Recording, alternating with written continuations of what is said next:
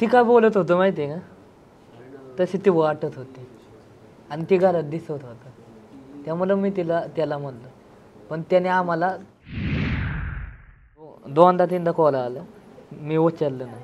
मला फसवतात ना लोक, त्यामुळे मी फोन उचलत नव्हतो. आणि काय काय टिंगल बी करतात, मस्ती करतात, तर मी फोन नव्हतो उचलत. म्हणलं जाऊ द्या, मग फोन नको उचला. नंतर मग फोन दोनदा उचललं, एकदा बोललो. पण मी आहे भाग्यश्री कदम आणि तुम्ही मला पाहता टॅलीचेकर रिजनलमध्ये. आणि आज आपल्यासोबत आहेत सूरज चव्हाण, ज्याने आपल्या झापूक झुपूकने सगळ्यांचं मन जिंकलं आहे आणि बिग बॉसची ट्रॉफीसुद्धा. Hello Suraj, welcome to Tellychakkar. आणि कसं आहे तू आणि कसं काय वाटतंय तुला ह्या ट्रॉफीबद्दल? बरं आहे, तुम्ही कसे? मी पण मस्त. काय बोलशील, ट्रॉफी जिंकली आहे, सगळ्यांचं मन जिंकलं आहेस, कसं वाटतंय तुला? माझ्या फॅन लोकांचं मी मन जिंकलंय, मला लय बरं वाटतंय. आणि ही बिग बॉसची ट्रॉफी त्यांच्यामध्येच मी जिंकलो. तुला असं वाटलं होतं का की म्हणजे तू ट्रॉफी जिंकशील, ह्या लास्टपर्यंत तू थांबणार? मी बोललेलो तर मी बोलतो बिन करतो बी. मी माझ्या मुद्द्यावर ठाम आहे की मी बिग बॉसची ट्रॉफी जिंकणार म्हणजे जिंकणार.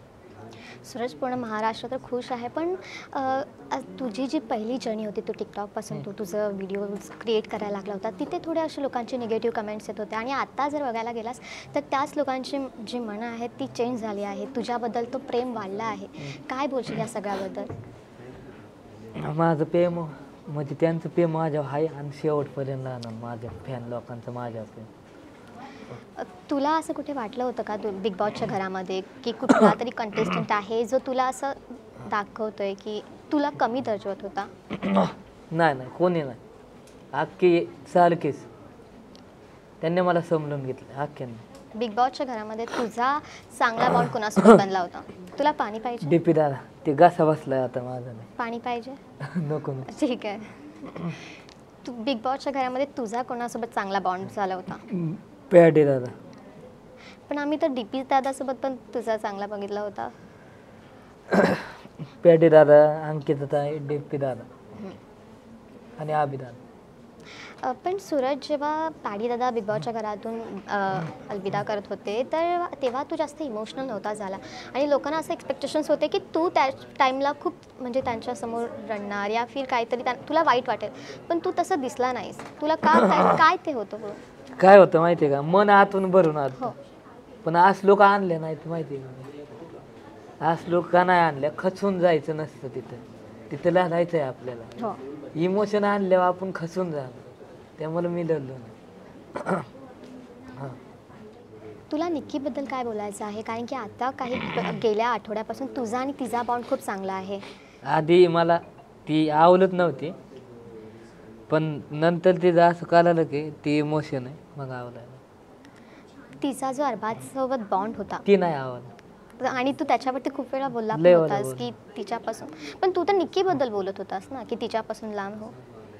ती काय बोलत होतं माहिती आहे का, तशी ती वाटत होती आणि ती घरात दिसत होतं. त्यामुळं मी त्याला म्हणलं, पण त्याने आम्हाला चुना लावला अरबाजने. आमच्या घराला अख्ख्यांना फसवलं, टीमला आम्हाला फसवलं त्याने. त्याच्यामुळं आम्ही ना त्याला सपोर्ट केला, नाही तर सपोर्ट नसता केला की तो खरंच तिच्याकडे परत जाणार नाही. त्यामुळं त्याला म्हणलं आम्ही तुला सपोर्ट करतो, तू जायचं नाही म्हणून, पण तो गेला. तसं वागणूकच होते म्हणून मग म्हणलं आता सोडून द्या, त्यांचं ते बघू द्या त्यांचे. बिग बॉसच्या घरातून बाहेर आला आहेस, सगळ्यात जास्त तू काय मिस करणार आहेस? बिग बॉसचं घर आणि बिग बॉसचा आवाज, बिग बॉस माझ्याबरोबर बोलणं, बिग बॉसचं बोलणं, त्यांना लय मिस करणार. कॅप्टन लूम, परत अख्खं बिग बॉस, आम्ही भावचा धक्का आहे तिथं बसतो, ती मिस करणार.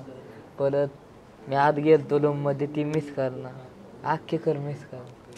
ती कॅप्टन्सीची फिलिंग कशी होती तुझ्यासाठी? ती कॅप्टनची फिलिंग माझ्या बाप्पांनी दिलती, गणपती बाप्पांनी. मी त्या लोमकर बघितलेलं, कॅप्टनच्या लोमकर. मी जिंकणार आणि बिग बॉस म्हणजे गणपती बाप्पा बसतच होतं आणि मी म्हणलेलं गणपती बाप्पांना मला ही कॅप्टनची रूम पाहिजे, आणि त्यांनी माझी इच्छा पूर्ण केली, मला जिंकून म्हणजे जिंकलं.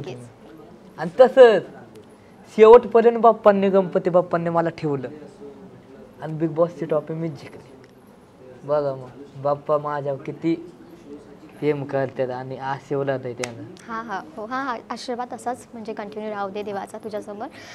पण सूरज, ही तुला बिग बॉसची ऑफर कशी आली आणि मीन तुला कसं कॉलिंग आलं ते, आणि तू कसा होकार दिला त्यासाठी? मला काय झालं होतं, दोनदा तीनदा कॉल आला, मी उचललं नाही. मला फसवतात ना लोक, काय लोकांनी फसवलं, हो. त्यामुळे मी फोन उचलत नव्हतो. आणि काय टिंगल बी करतात, मस्ती करतात, तर मी फोन नव्हतं उचलत. म्हणलं जाऊ द्या, मग फोन नको उचलाय.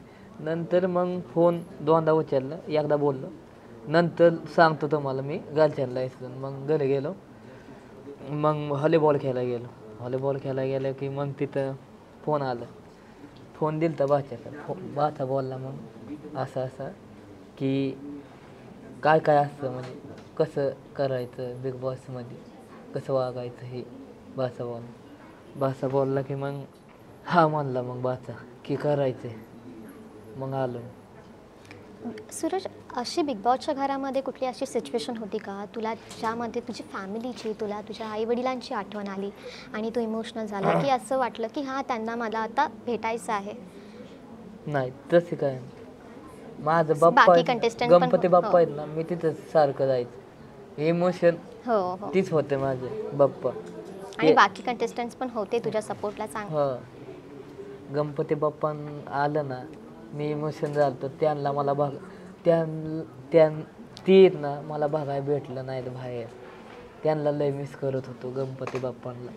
त्यांना बघायची लय इच्छा होती की मी समोर आता मंडळात नाही, त्यांना बघायचं होती इच्छा, आणि त्यांना बसवायचं होतं मंडळात, ही माझी इच्छा होती. पण आता मी करणार, लय एन्जॉय करणार. आता बाहेर आल्यावर काय असणार सूरजची जर्नी? म्हणजे बाहेर आल्यावर काय करणार तू? व्हिडिओ? सूरज हाय तसंच हाय, साधा, आणि त्याच्या टायरनी फिदा करणार फॅन लोकांना. तुझ्या आत्या बहिणींना किती आनंद होत आहे तुझ्या ह्या ट्रॉफी जिंकल्यानंतरला? लय आनंद झालाय अख्ख्यांना, फॅमिलीला लय खुश आहेत ते. ओके सूरज, लास्टली तू तुझ्या फॅन्सना झापूक प्रकारे थँक्यू कसं बोलशील? झापूक बादच्या मित्रांनो, माझ्या फॅन लोकांनो, माझ्या देवांनो, तुम्ही माझं देव आहे. तुम्ही मला सपोर्ट केल्याबद्दल धन्यवाद. कालपासून तुमचा आभार मानतो. थँक्यू सूरज, आमच्यासोबत जॉईन झाल्याबद्दल आणि तुझ्या पुढच्या प्रवासाला खूप खूप शुभेच्छा. तुम्हाला बी शुभेच्छा. थँक्यू.